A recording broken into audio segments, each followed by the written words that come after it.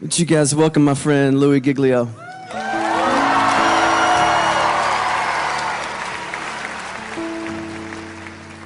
You guys can have a seat. Thank you so much. Man, what a great confession. We're calling this, I think you knew this already, the How Great Is Our God Tour. Not just because God has given Chris this phenomenal song that circled the globe, but we're calling it the How Great Is Our God Tour because we are here tonight worshiping a God that is far beyond anything we could ever dream of or imagine. We are here tonight to worship a huge, massive God of grace and glory. If there's anything that could happen tonight, our heart is that we will leave tonight with at least a couple of things having happened to us. One being that our view of God will be completely blown up all over again, and that the view that we have of God will be expanded in this place tonight. And that we will leave here with the confidence that He is able to hold on to us and hold us together no matter what circumstances come our way in this lifetime.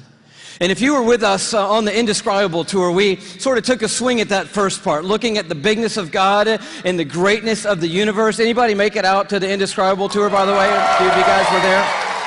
The story of it in a nutshell was that the heavens are telling the glory of God. Their expanse declares the work of His hands. In other words, all you have to do is look up and you see the size of the God that we're worshiping tonight. We ended that, just a little review, with this galaxy right here, the Whirlpool Galaxy. You're like, man alive, we're talking about astronomy at a Christian worship service. Why not? The God that we're worshiping tonight is the one who created that right there. It's called the darling of astronomy.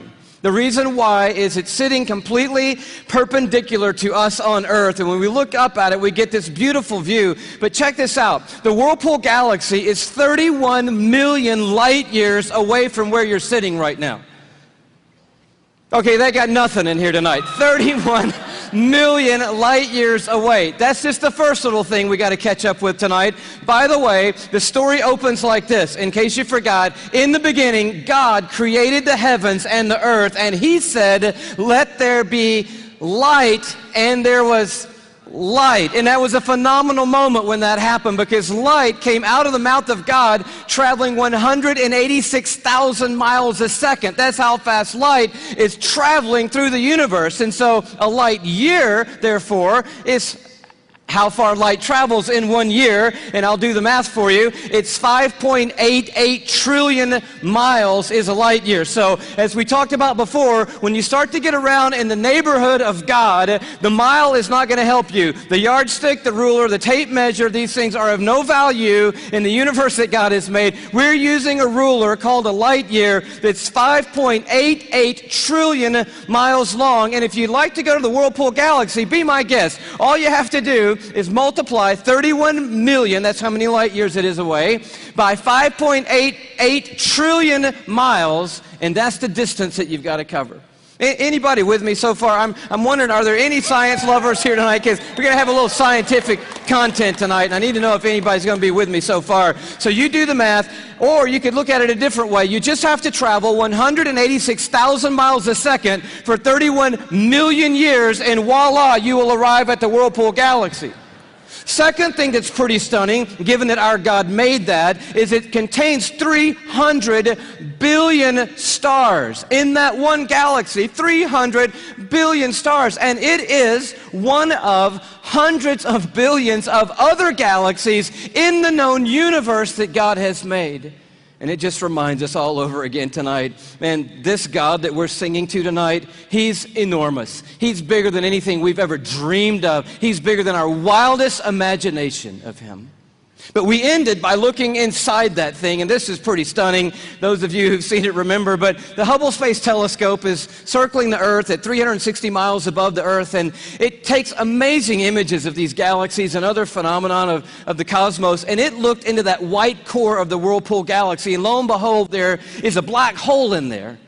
And we'd never seen it before until Hubble could take an image of it, and I found this on NASA's site, hubblesite.org. This is what Hubble sent back to us from 31 million light years away from the black hole core of the Whirlpool Galaxy. They send us back this image right here, and it's just crazy. It's crazy. It's the glory of God, the grandeur of God. It's the grace of God and the mercy of God everywhere we look. It's the imprint of God in all of creation, everywhere we turn. And tonight we just want to begin with the bigness of God, the grandeur of God all over again. We're going to do it by looking at 4 stars. Can you handle 4 stars tonight? The first one's easy because there's just one star in our solar system, and that star is called the sun. Thank you very much. Yes, it's our own star. It's there's an image of it for you, by the way. It's a little more fierce than we often think. It's 10,000 degrees Fahrenheit on the surface, but what I want you to see about it is how big it is. It's 93 million miles away, so when you're looking up in the sky, it's pretty good pace out there. By the way, light traveling 186,000 miles a second. It's only taken 8 minutes to cover that 93 million mile journey to touch your skin here in Atlanta, Georgia. But what I want you to see is the size of it. It's like 1,000,000 times the size of the earth, and that matters to us tonight when you hear what the psalmist said. Listen to his words. By the word of the Lord, this is Psalm 33, the heavens were made. In other words, God didn't lift a finger when he made the universe. By the word of the Lord, the heavens were made. But he goes on to say, their starry hosts by the breath of his mouth. So we're looking at something so intense that we don't want to get any closer than 93 million miles away, which is what we are right now. And then we read that God just breathes out stars. It's crazy to think about it. 1,000,000 times the size of the earth. So here's a little perspective that sort of changed my life. If the earth were the size of a golf ball, okay, the sun would be 15 feet in diameter. Okay, that didn't seem to move anybody either, so let me try it a different way. Let me just try it just a different way. I thought I might need this, so I brought a golf ball, okay? So all through the evening, this is going to represent Earth, all right? So this is where we are.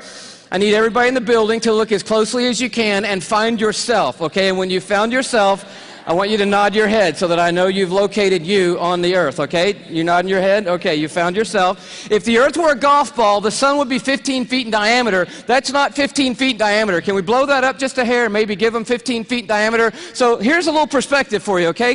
Is this working for anybody? Here we are on the earth, and that's the sun. It's so big. It's so big you could put 960,000 Earths inside the sun. So if the earth were a golf ball and the sun were 15 feet in diameter, you could put 960,000 golf balls inside that 15-foot diameter sun. That's enough golf balls, by the way, because I know that seems like a big number, to fill a school bus with golf balls could fit inside the 15-foot in diameter sun. It's a massive star, and it's one of hundreds of billions of stars in the Milky Way galaxy, our cul-de-sac in the neighborhood called the cosmos that God has made. It's huge, and we're worshiping a star-breathing God tonight. But I want to tell you about the second star, okay?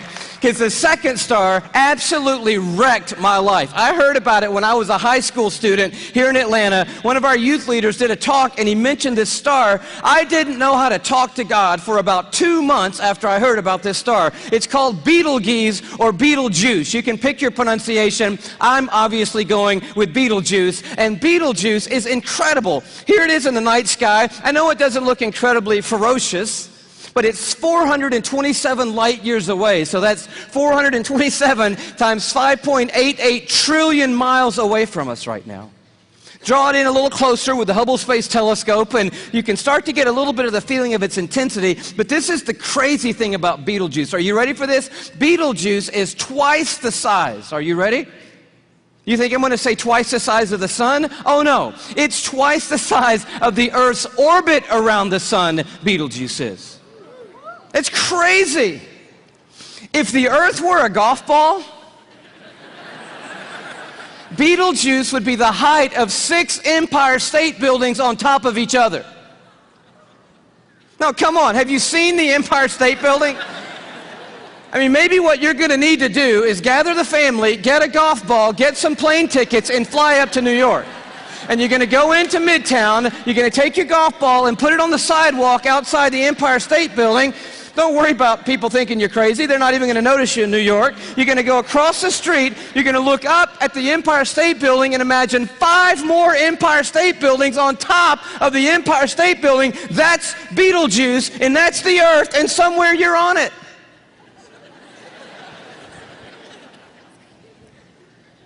You could fit 262 trillion Earths inside Betelgeuse. So if the Earth were a golf ball, that would be enough golf balls to fill up the Superdome with golf balls. 3,000 times.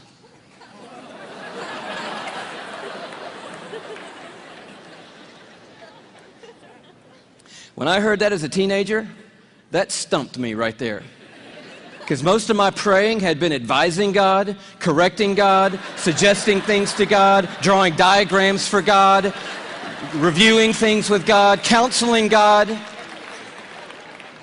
The third star, can you go a little bit bigger with me? The third star is called Musifi. Here it is in the night sky. It's that gold star to the top left. We have the big image of it. It's 3,000 light years away, but I just want you to see it in the span of all these little glittering stars so that you know that at times when you look up at night, it is not just twinkle, twinkle, little star, how I wonder what you are. I'm telling you what you are. What you are is intense and huge and massive and ferocious is what you are. And this one used to be called Herschel's Garnet Star. Check it out. If the Earth were a golf ball, Musifi would be the width of 2 Golden Gate bridges end to end. Apparently, you're going to need to go from New York to the West Coast. Go to San Francisco with your family and your golf ball. Place your golf ball at the beginning of the Golden Gate Bridge. Go across the bay into Oakland to a high place where you can see the entire Golden Gate Bridge. Another second Golden Gate Bridge will be in your imagination. Span all the way back the 2 Golden Gate Bridges to the very beginning and find your golf ball over there. That's the Earth, and somewhere you're on it. One of the stars in the Milky Way galaxy. It's so big you could fit 2.7 quadrillion Earths inside this one star. Thank you so much. Where have you been all night? Now, quadrillion we have not talked about, and I need to explain this just briefly because I don't know about you, but I do not understand the national debt or any numbers bigger than about $875.28. I get that number. Go bigger than that, I don't know. But you need to understand a quadrillion, okay? Because this star is crazy big. A quadrillion, let's do it this way. Everybody knows a million, right? How many of you know what a million is? You can kind of get your head around a million. Everybody? All right. You know that a billion's 1,000 million, and a trillion is 1,000 billion, and a quadrillion is 1,000 trillion, right? Everybody knew that? Here's the perspective. This changed my life, right? A million seconds ago, 12 days ago. Isn't that cool? See, that saves you doing that on your little calculator at home, which I dare you to try to do when you get home tonight. But a billion seconds ago? You're thinking, oh my goodness, if it's 12 days ago, I'm going all the way back to like September with you, Louie. This must be crazy, right? How about May 1975 is a billion seconds ago? You're like, whoa, that's a little bit bigger than a million. Oh yeah.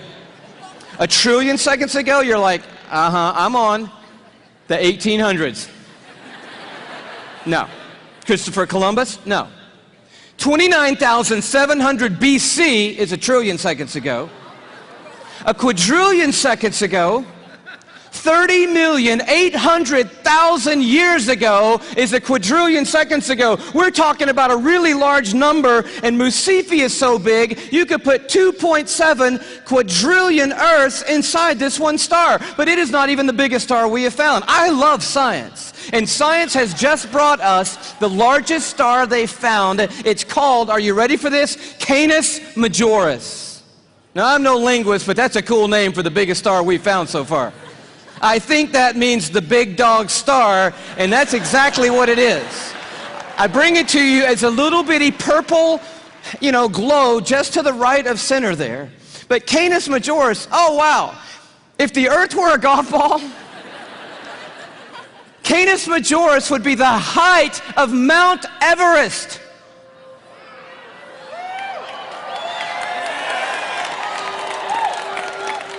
Thank you. You just saved your family plane fare from California to Kathmandu, Nepal.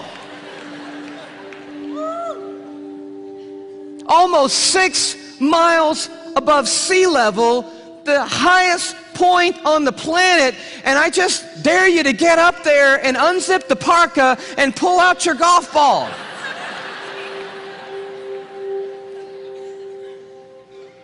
You could fit 7 quadrillion Earths inside Canis Majoris. That's enough Earth, if the Earth were a golf ball, to cover the entire state of Texas in golf balls, 22 inches deep. You see the one you're on?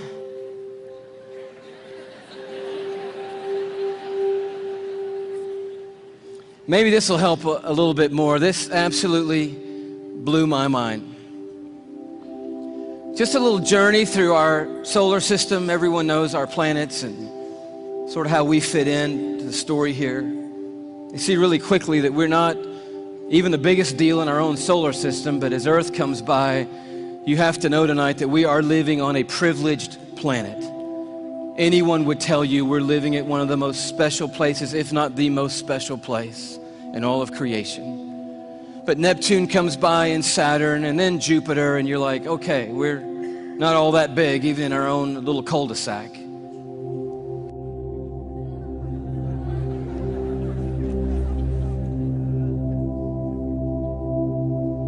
I just noticed the blue dot fading away is not the Earth. That's Neptune. The Earth has gotten too small to see anymore. Sirius comes by. Little plug for satellite radio. Not the biggest star, but the brightest star that we have found so far. Pollux, which we didn't mention. Arcturus. Such a beautifully named one, Regal. But then the one that messed me up.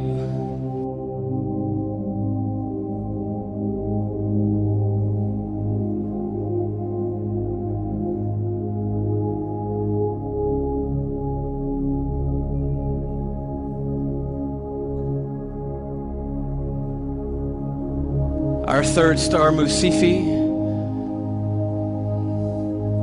Musifi's cousin, W. Cephei.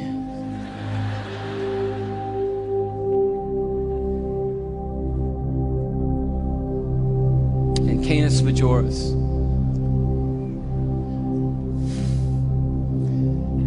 And do you know that you couldn't come up here right now with a Sharpie and make a mark on the screen that would approximate the size of our sun? You couldn't even do it. I mean, when you look at these in their relative size, we just have to put a little arrow over there that says, if you could put the sun on here, which you can't, it would go somewhere about here.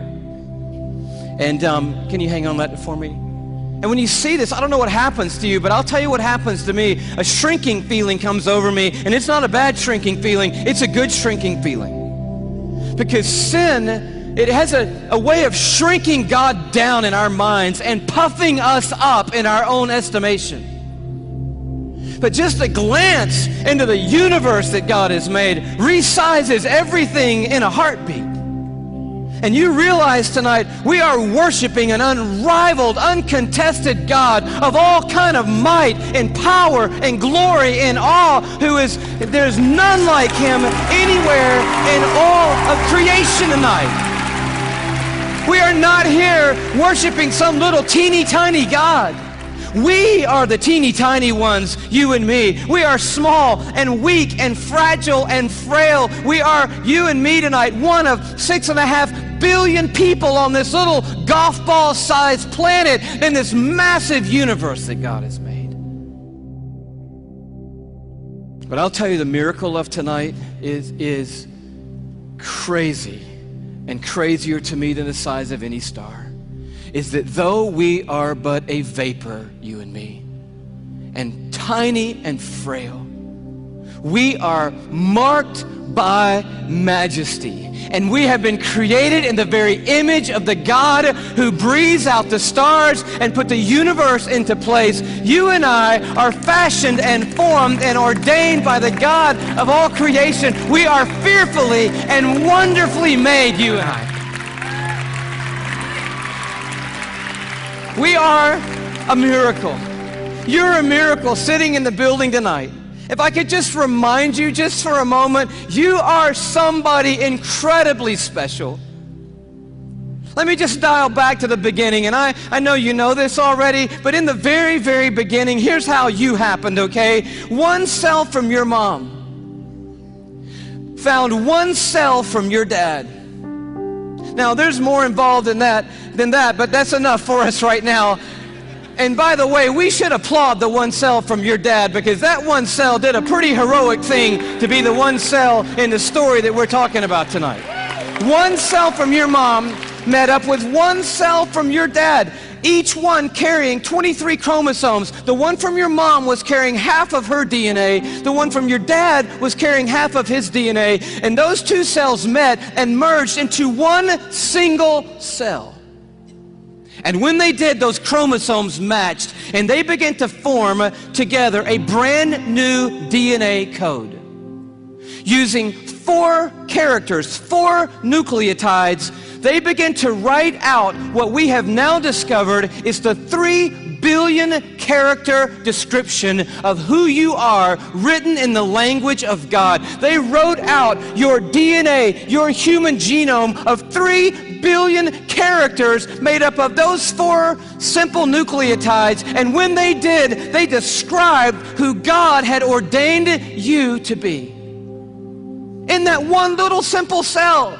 Scientists say if you took the DNA out of that one little cell and stretched it out, that DNA would be 6 feet long. 3 billion characters stretched out to 6 feet long. So amazing that if I were to read your DNA, reading 1 character per second, night and day, it would take me 96 years just to read the description of you.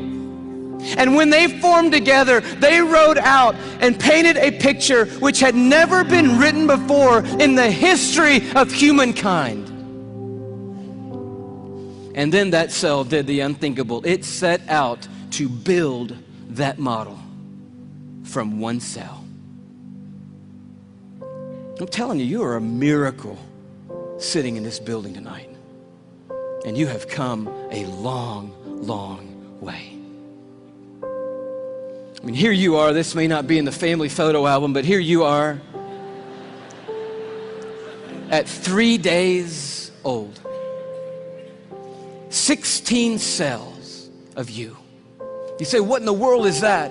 It's a 16-cell human embryo on the tip of a safety pin at incredible magnification. So by now, that one cell had turned into 16 cells on its way to making the 75 trillion cells that make up your body tonight. Every one of those 75 trillion cells containing that 6 feet of the 3 billion character DNA code that's you. There's so much DNA in your body, by the way. If you stretched it all end to end, there'd be enough DNA to go to the moon and back inside your body. 178,000 times. That's how amazing God has made you to be. 75 trillion cells in your body. And when I told you that, 50,000 of those cells died and were replaced by brand new cells when I told you that. And then just now, 50,000 more cells died and were replaced by brand new cells. It's happening every 3 seconds, day and night, all the days of your existence. And you wonder why you're tired all the time. I'll tell you, you're doing some amazing stuff night and day. We're miracles, you and me. I love the way Augustine said it, one of the great fathers of the church and of the faith. He just nailed it when he said it like this. Men go abroad to wonder at the height of mountains, the huge waves of the sea, the long course of rivers, the vast compass of the ocean, the circular motion of the stars. But they pass by themselves and they don't even notice. In the womb, miracles happening every moment. Here you are at 5 months in the womb. You remember those days? Those were the good old days. And just miracles happening every second. Let me tell you about one. Million optic nerve endings left the optic nerve center of your brain in the womb, headed for 1 million optic nerves that had left your eye. And they had to meet and match their exact partner, 1 million looking for 1 million. And when they found their exact partner out of 1 million and matched up together, in that instant you had sight.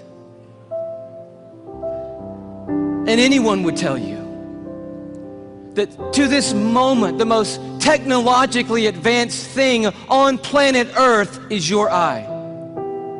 Oh, but it didn't do you any good, because when that moment happened, you just had one piece of skin completely covering your eyeball.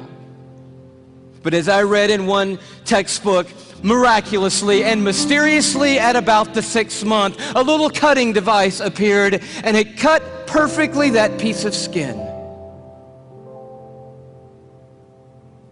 And you had eyelids for the very first time in your mother's womb. You are fearfully and wonderfully made. And the God of the heavens is the one who fashioned you together. And he knows your name tonight. And he knows every single thing there is to know about you. And he's made you a promise that for those who trust in him, he will literally hold them in his hand and carry them all the days of their life. This Psalm 33 that talks about a star-breathing God turns an interesting corner. It says, "For he spoke and it came to be. He commanded and it stood fast." That's power and awe. But now it gets very personal. From heaven, the Lord looks down and sees all mankind. From his dwelling place, he watches all who live on earth. He who forms the hearts of them all and is intimately acquainted with everything they do. And then he goes even further. And he says, "The eyes of the Lord are on those who fear him, on those who hope in his unfailing love." And here comes this promise: to deliver them from death and to keep them alive in famine. And that is the promise tonight, because this building and our world is filled with hurting people, with lives that are spinning out of control, with pain that we didn't ask for or could never imagine. And God is making a promise to us tonight. He's saying, "I am a universe maker and I am a heart former, but I'm also big enough to be intimately acquainted with all the circumstances of every one of your lives. And I promise you, no matter what comes in this lifetime, no matter how difficult the road or how dark the night, I will hold on to you, and I will literally hold you together and carry you through any and every circumstance that ever comes your way, any moment on this planet." It's the promise of God. And you say, "Well, man, that sounds good, but how do I know that's true of my life right now, Louie?"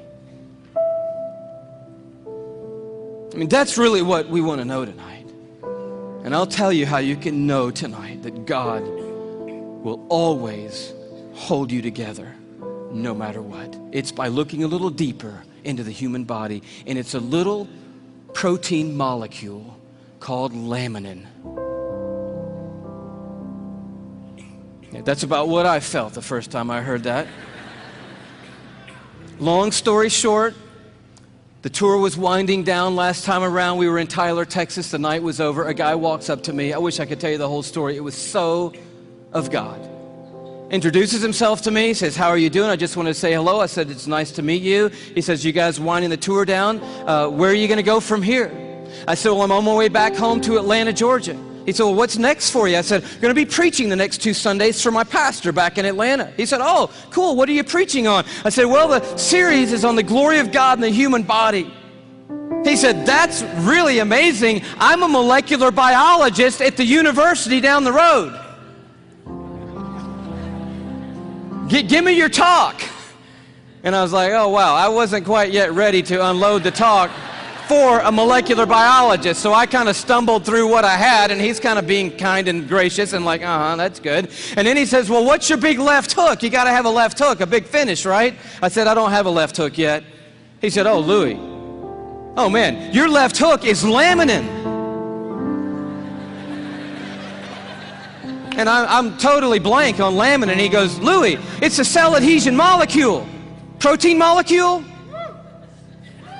Do you know about proteins? I'm like, no. He said, Louie, cells organize into certain molecular structures, and that determines what protein there are. There are between 10 and 60,000 proteins in the human body. We don't even know how many proteins are in the human body. But one of them is a cell adhesion molecule. It's organized into this certain structure, and that tells the cell what its job is in the body. And this one is a cell adhesion molecule. And I'm like, all right. He said, no, Louie, it's like the rebar of the human body. The steel they put in the concrete when they lay the foundations of things, it's that stuff. It's holding your membranes together. It's the glue of the human body, Louie. It's laminin. You got to tell them about laminin. And I'm like, I promise you, I'm going home and tell them about laminin. And I'm sure when I do, revival is going to sweep across the church and probably around the world when I tell them. He said, no. You got to see laminin. I'm like, okay, let's see it. He said, no. You need to go look it up online. You need to go Google laminin. I'm like, I don't even know how to spell laminin. Takes his card out. He writes on the back, Laminin. I'm like, okay, I cannot wait to get to my computer and get on Google, click on images, type in laminin, and I'm waiting, and these little thumbnails come up on the screen, and I'm like, wow. That's laminin? The cell adhesion molecule. Woo! I am so excited. I am beside myself. I cannot believe what I'm seeing. I love laminin. I'm so fired up. You should see laminin, I guess. That's the thing, right? Okay. Here is a scientific diagram of the laminin cell adhesion molecule that's holding your body together right now, okay? This is what I found right here.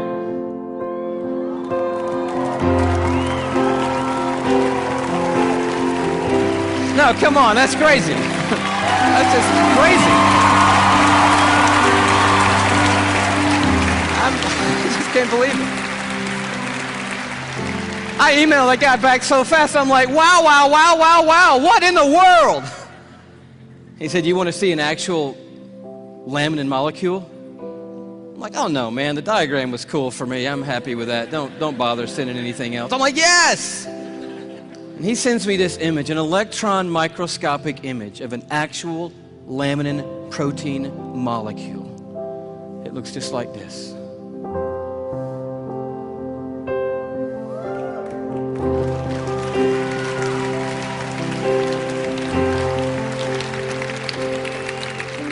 Like, how crazy is that?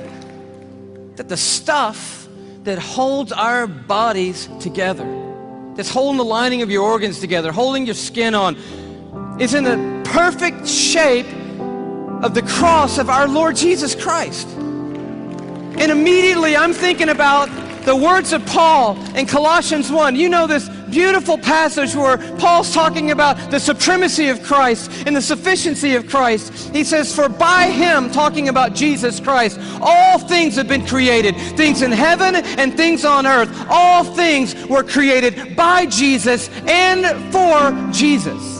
But then the next verse goes on to say this. It's crazy. And he, Jesus, is before all things, and in him, that is, in Jesus Christ, all things hold together. It's right there. I'm like, of course they do. Of course they do. Everything holds together in Jesus Christ. And he goes on at the end of this paragraph, and he just tells the story of grace. He says, for God was pleased to have all his fullness dwell in Christ, and through Christ to reconcile to himself all things by making peace through his blood shed on a cross. So you're at the toughest place in your life. How can you know that God is going to hold you together and bring you through? You know, because there is a cross standing over history, and it is looming over this building tonight. It is the place where the star breather became the sin bearer, where the universe maker became mankind's savior. And it is proof that God doesn't always change the circumstances. He did not change them for Jesus on that hillside outside Jerusalem. But the cross is also proof that God always has a purpose in the circumstances, and that His purpose and His plan will prevail and will triumph through any circumstances in this world.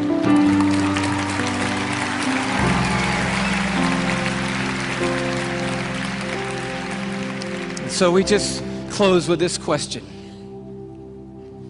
It's found right in the middle of an interesting chapter in Isaiah 40 where it just talks about the expanse of God. He stretches out the heavens like a curtain, like a tent to dwell in. He leads forth the starry host one by one and calls them each by name. But then it takes a turn.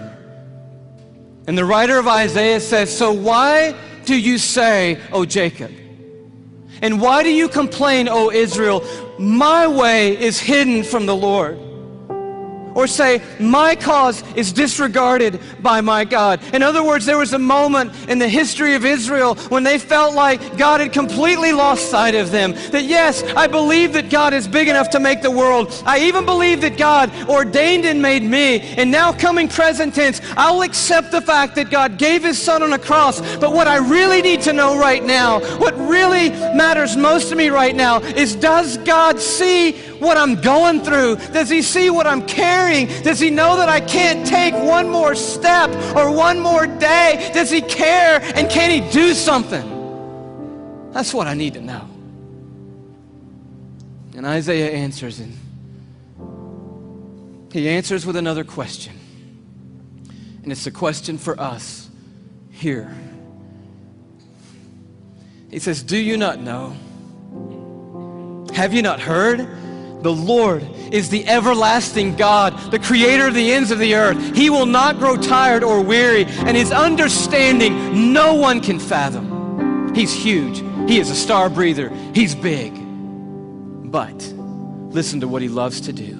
That God, that creator of the ends of the earth, that I do not grow tired or weary, that my understanding's too great for you, that God, here's what He does. He gives strength to the weary, and He increases the power of the weak. For even the youths will grow tired and weary, and young men will stumble and fall. But those who hope in the Lord, another translation, those who wait upon the Lord. The Hebrew word simply means this. When it says hope and wait, it means that those who stand right in the midst of the craziness, right in the midst of the pain, right in the midst of the chaos, right in the valley of the shadow of death, and they don't gloss over it. They're dealing with the hardest stuff in life, but standing in the middle of it, they say, "You know what? I don't see what God's doing. I don't understand what the plan is, but I'll tell you one thing. I am not going to give up on God, and I'm going to stand right here in the middle of this moment, and I'm going to trust that God is sitting on a throne, that He has a purpose for my life and a plan for my life. And I believe I'm going to see the goodness of God in the land of the living, and I'm not going to stop believing that no matter what." That's what the word means, to wait and to hope on the Lord. And He said, and here's the promise. You're going to wake up to rosy circumstances. No. Oh, He can do that, and He does do that. But the promise is greater than that. He said, those who wait upon the Lord, here's what I promise: I will renew your strength. And when you think you can't take one more breath, I'll give you enough to keep going on. And enough to keep going on. And enough to keep going on.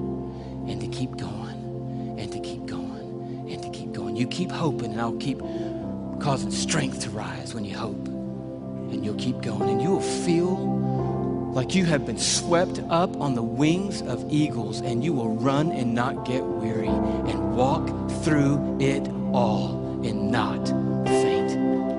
He said, I will hold you. Even when you let go of me, I'm not going to let go of you. Did you know there are millions and millions and millions of microscopic crosses holding you together right now?